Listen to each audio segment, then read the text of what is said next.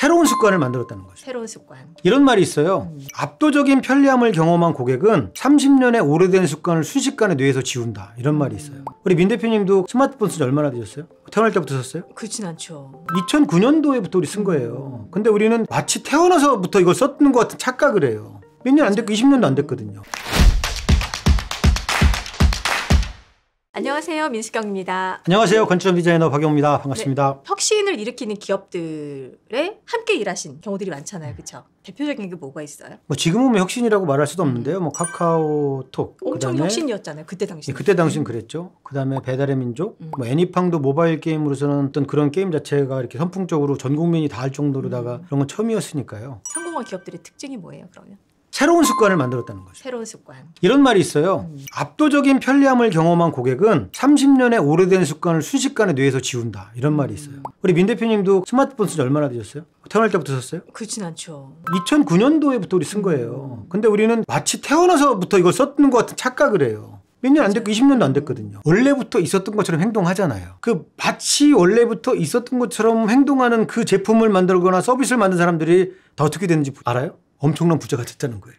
애플은요, 우리나라 총 GDP보다 더 높아요. 회사 가치가. 카카오는 24명짜리 조그만 회사로 시작했는데 지금 뭐 왕창 떨어져 갖고 22조예요, 지금. 우리 네이버도 옛날에는 검색 뭐 백과사전 찾아보고 그랬잖아요. 근데 그 검색에서 검색의 습관을 장악했잖아요. 또 엄청난 가치를 갖고 있고. 그다음에 카카오 택시도 마찬가지예요. 엄청난 가치를 갖고 있잖아요. 언제부터 우리가 이걸로 택시를 불렀어요? 그렇죠. 새로운 습관을 만든 거예요. 네이버는 정보를 찾아보는 습관을, 카카오는 커뮤니케이션의 습관을, 카카오 택시는 택시 부르는 습관을, 배달의 민족은 음식을 주문하는 습관을 바꿨잖아요. 그 습관의 중심에 딱 들어가면 습관의 크기와 빈도가 그 회사의 규모예요. 어떤 사람들은 뭐 MAU가 어떠냐, 뭐 원슬 액티브 유저가 어떠냐, DAU가 어떠냐 이렇게 따지는데 그걸 한마디로 말하면 습관적으로 하냐 이걸 몇 번이나 하냐, 삶 속에 얼마나 많이 들어와 있느냐 이거거든요. 우리 습관을 장악한 회사들은요 절대 쉽게 무너지지 않아요. 그렇게 얘기하기도 하죠. 플랫폼 회사들은 억지로 독과점을 만든 게 아니에요. 누굴 죽여가지고 만든 게 아니라 고객들의 선택에 의해서 만들어졌다는 특성을 갖고 있어요. 그 새로운 당연함을 만드는데 그게 또 새로운 당연함으로 대체되기도 해요. 그러면서 그 새로운 당연함을 만든 사람들은 돈을 버는 거예요. 그 습관의 크기와 빈도만큼. 근데 그런 아이디어들이 어디서 나오는 걸까요? 불편함을 느끼는 거? 불만? 왜 이렇게밖에 안 되지? 꼭 짜장면집에 전화를 걸어야 돼? 이 맛있는지 안 맛있는지도 모르겠는데 조금 화가 난 거죠.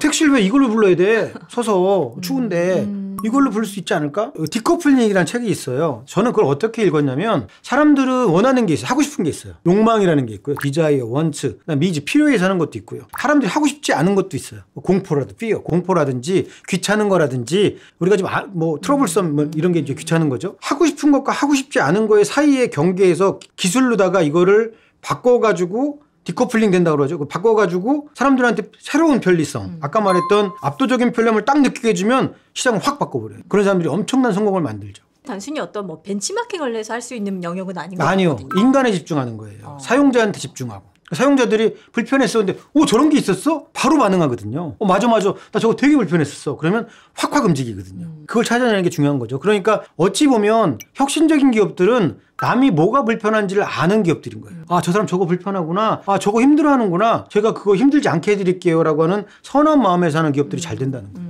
저는 그 단어가 되게 좋은 것 같아요. 선한 마음에서 하는 기업. 그럼요. 네. 보는 관점이 정말 남다르셔가지고 카카오톡도 그렇고 배민도 그렇고 어쨌든 다 함께 이렇게 일을 하셨으니까 잘 아시겠지만 그런 마음이 다 기저에 있었던 거잖아요. 그렇죠. 남을 배려하지 못하는 사람들이 남에 대한 욕도 많이 해요. 가장 안타까운 게 뭐냐면 군만두는 서비스란 말 어떻게 생각하세요? 우리나라는 공짜가 왜 서비스예요? 누군가의 물건인데 누군가의 파는 제품이고 상품이잖아요. 근데 짜장면 3개 시키면 군만두를 공짜로 줘야 돼요? 왜 그걸 공짜라고 생각하죠? 그분들도 장사하시는 분들인데 그리고 누군가의 노동이 왜 공짜라고 생각해요? 제가 뭐 댓글에 배달의 민족이 뭐 배달료를 올렸다고 그러는데요. 한번 생각해 보세요. 그 댓글을 다는 사람들의 자식이 비 오는데 짜장면 배달하면 3,000원 받고 그 시키시겠어요? 자기 자식 안 시킬 거잖아요. 자기는 편안하게 집 안에서 짜장면을 시켜 먹는 누군가의 노력에 의해서 노동에 의해서 시켜 먹어요. 근데 그거를 음식값이 상승됐다고 얘기하는 거예요. 그럼 말이 안 되는 거 아닌가요? 논리적으로? 누군가는 여름이면 굉장히 덥고 겨울이면 굉장히 추운데 그 폭염을 뚫고 추위를 뚫고 자기가 편안하게 집에서 앉아 먹을 수 있도록 또 식으면 식은다고 또 뭐라고 할 거 아니에요. 뜨끈하게 먹게 하려고 열심히 달리다가 넌 심지어 죽는 것도 봤어요. 근데 그거에 대한 그 노력에 대한 대가를 지불하지 않는다? 전 후진국이라고 생각해요.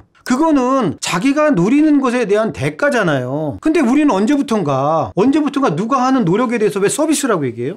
배달은 서비스예요? 아니죠. 그래봤자 그들이 뭐 부자로 살아요? 그런 것도 아닌데 배달료가 올라갔네, 이제 못 먹겠네, 뭐 그러면 그냥 그들이 원하시는 대로 하면 돼요. 가서 본인이 가서 들고 오셔서 사시면 되고, 식당 가서 드시면 음식값 안 올랐어요. 근데 본인이 누리는 것에 대한 대가를 지불하는 거잖아요. 누군가의 노력에 의해서. 저는 누군가에 대한 배려가 없는 사람들이, 누군가의 아픔을 보지 못하는 사람들이 세상을 어둡게 한다고 생각해요. 그분들 되게 힘들으셔갖고 배달해서 그분들의 생계가 유지되잖아요. 그러면 마음을 이렇게 바꾸면 어때요? 나는 편안하게 집에서 따뜻한 음식을 먹을 수 있어도 좋고, 이 사람들은 그래도 이 음식을 배달하면서 돈을 벌 수 있으니까 참 좋구나. 그것은 정확하게 자기가 편안함을 누리는 대가를 준 건데, 그걸 음식값하고 섞어갖고 막 손가락질로 욕하는 분들은요, 두 번도 생각 안 한다는 거예요. 저는 그런 것들, 남의 아픔을 보는 것들, 남의 불편함을 보는 배려심, 이런 걸 가진 사람들이 부자가 되는 시대가 됐다고 전 말씀드리고 싶어요. 방금 이제 말씀하신 그 내용도 사실은 나의 앞에 펼쳐진 현상을 어떻게 바라보느냐, 관점에도 문제인 것 같기도 해요. 내가 편하게 먹었기 때문에 거기에 대한 충분히 정당한 대가를 지불하는 것. 그럼요. 네, 그것도 역시 내가 이 상황을 어떻게 해석하느냐의 문제인 것 같아요. 그럼요. 네, 어떻게 이야기를 하다 보니까 조금 사람의 태도, 그리고 기본적인 선한 마음, 이런 것들이 이제 필요하다, 이런 이야기를 하게 됐는데요. 조금 우리가 어떻게 하면 좀 선한 마음을 좀 회복할 수 있을런지. 내가 당하기 싫은 거는 상대방도 당하기 싫은 거예요. 내가 아프면 상대방도 아픈 거예요. 공정하다는 착각에 보면 메리토크라시라는 개념이 나와요. 능력주의. 나는 뭐 잘못한 거 하나도 없어. 노력해서 땄어. 근데 내가 어때? 하고 약간 거들먹거리고 잘난 척하는 거 하지 말라는 거거든요. 진짜 성공한 사람들은 고맙다고 말한다는 거예요. 행운이었다고 말한다는 거예요. 그래서 커먼 굿, 우리가 공동선을 위해서 나는 여러분 덕분입니다. 운이 좋았어요. 그래서 나를 이렇게 운이 좋았던 세상에 다시 돌려놓을게요. 우리 함께 잘 돼요. 그런 게 세상을 바꾸지. 손가락질, 혐오, 그다음에 상대방 욕하고 헐뜯고, 이런 것들이 세상을 바꿀 수는 없거든요. 막 그런 글을 쓰고 나서 내가 납니다라고 말할 수 없으면 좀 정말 안 했으면 좋겠어요. 그리고 나도 아프면 상대방도 아프고, 입장 바꿔놓고 생각하는 거. 그래서 우리 배민에 그런 얘기 있다고, 인사받고 싶으면 먼저 인사하자. 받고 싶은 만큼 상대방 대해주면 돼요. 그런 분들이 또 특징이 있어요. 자기 이만큼 아픈 거는 이만하게 얘기해요. 근데 상대방은 팔이 잘려도 그 팔 잘린 거 정도 갖고 왜 얘기해? 이런 사람들이 굉장히 많다는 거죠. 내가 그 일을 당하면 싫을 것 같은 일은 남한테 안 하는 게 맞다고 생각해요. 저는. 나한테 되는 잣대와 상대방한테 되는 잣대만 똑같이 조금 갖게 해도 그럼요. 이렇게 비난하는 일도 줄어들 거고, 오히려 나를 돌아보는 일을 더 많이 하게 될 것 같은데, 내 위주로 해석하고 이런 것들이 조금 안타까울 때가 있긴 한 것 같습니다. 세상이 그 방법밖에 없을까? 다른 길은 있지 않을까? 세상을 좋은 방법으로, 세상도 좋아지고 내 삶도 좋아지고 하는 그런 질문이 시작됐으면 좋겠어요. 앞으로의 계획은 어떻게 되세요? 잃어버린 질문 중에 하나가 내 꿈은 뭘까라는 질문을 많이 잊고 살아요. 근데 저는 그 질문을 수시로 해요. 내 꿈은 뭘까? 제가 영향력이 좀 선한 영향이 커져서 뭔가를 움직이는 힘. 그러니까 사람한테는 사람이 독을 쓰면서 자기의 힘의 확장이 됐잖아요. 그 힘의 확장이 생각을 통해서 힘의 확장을 할 수 있고, 내가 아는 사람들을 통해서 내가 할 수 있는 인간의 힘의 확장을 통해서 선한 영향력을 키우고 싶어요. 그래서 정말 좋은 사람들이 잘 될 수 있도록, 그리고 나쁜 사람들이 좋은 사람 잘 되는 걸 방해하는 거를 좀 막았으면 좋겠다는 그런 마음이 있어요. 얼마 전에 이제 뭐 악플을 단 사람을 이제 경찰서에 고소를 했어요. 근데 굉장히 많이 고민을 하고 했는데, 그 사람은 아무렇지 않게 그렇게 배설하듯이 써놨지만 그걸 당하는 사람은 그렇게 살지도 않았는데 되게 아프거든요. 갚아주겠다는 게 아니라 안 그러셨으면 좋겠다는 거예요. 응원해주고 박수 쳐주고 서로 그러면 얼마나 잘 되겠어요. 근데 해집업하고 막 때리고 상처 입히고, 그것도 아주 비겁한 익명의 뒤에서, 그런 세상은 좀 바꾸는데 좀 힘을 좀 더했으면 좋겠고, 어느 기사에 왜 동료들한테 부탁을 해서 이거 읽어봐 달라고 했더니 선풀이 뭐 100몇 개가 달렸어요. 근데 악플이 없더라고요, 거의. 아, 그렇구나. 태양이 비치는 곳에 어둠은 없구나. 그림자는 있겠지만 태양이 직사광선이 비치는 곳에 균이 자랄 수 있을까요?